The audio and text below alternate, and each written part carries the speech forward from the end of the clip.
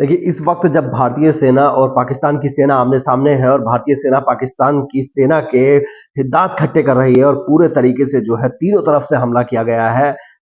जो है अब नेवी भी इसमें शामिल हो गई है और कराची पोर्ट पर हमले की खबर है कि कराची पोर्ट पर जो है हमला किया गया है। उसके बीच इन सब बातों से भी बड़ी ये खबर पाकिस्तान से ये आ रही है कि उनके जो आर्मी चीफ है जनरल आसिम मुनीर, जिन्होंने अभी कुछ दिन पहले जहरीला भाषण दिया था, उनको हटा दिया गया है। उनको जो है जनरल आर्मी चीफ के पद से हटा दिया गया है और इतना ही नहीं, उनको हिरासत में भी लिया गया है। आसिम मुनीर को हिरासत में लिया गया है और पद से हटा दिया गया है। उनकी जगह जनरल शमशाद लेंगे, जनरल शमशाद मिर्जा जो कि deputy chief of army staff थे, उनको जो है जिम्मेदारी दे दी गई है और जो है पूरे तरीके से तख्ता पलट, एक तरीके से तख्ता पलट की तैयारी पाकिस्तान में है। ये सारी खबरें सूत्रों के हवाले से इस वक्त मिल रही हैं कि पाकिस्तान में तख्ता पलट की तैयारी जो है आसिम मुनीर कर रहे थे और उससे पहले ही उनका तख्ता पलट दिया गया और उनको हटा करके जो है शमशाद मिर्जा, जनरल शमशाद मिर्जा को लेकर आया गया है। और उधर जो है पीटीआई ने जो है पाकिस्तान के प्रधानमंत्री शहबाज शरीफ के इस्तीफे की मांग तेज कर दी है और इस रात 8 और 9 तारीख की दरमियानी रात को, 8 और 9 मई की दरमियानी रात को अभी दोनों तरफ से बहुत तगड़ी जो है शेलिंग चल रही है और भारत में 3 फाइटर जेट पाकिस्तान के मार गिराए हैं, जिसमें एक F-16 शामिल है और अब जो है नेवी भी इस युद्ध में शामिल हो चुकी है। कराची पोर्ट पर हमले की खबर है कि भारत ने कराची पोर्ट पर जोरदार हमला किया है।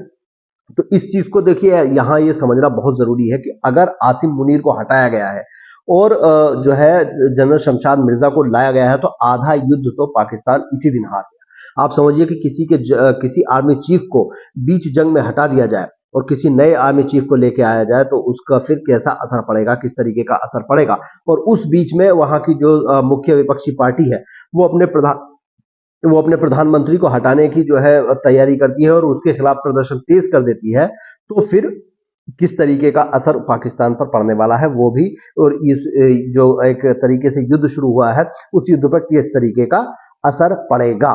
इसके अलावा जो है बलूचिस्तान में बीएलए ने भी रात में हमला किया है। पाकिस्तानी सेना पर दिन में भी हमला किया था और अब रात में भी उसने हमला किया है। तो ये भी एक बड़े डेवलपमेंट है आज के दिन में। इसके अलावा जो है भारत के जितने भी सीमावर्ती इलाके हैं उनको पूरे तरीके से ब्लैकआउट किया गया है। चंडीगढ़ को भी पूरे तरीके से ब्लैकआउट किया गया है और राजस्थान के कई इलाकों को, बीकानेर समेत, जैसलमेर समेत कई इलाकों को जो है पूरे तरीके से ब्लैकआउट किया गया है। जम्मू कश्मीर के कई इलाकों को पूरे तरीके से ब्लैकआउट किया गया है क्योंकि पाकिस्तान ने रात में ही जो है इन शहरों पर हमला करने की कोशिश की है।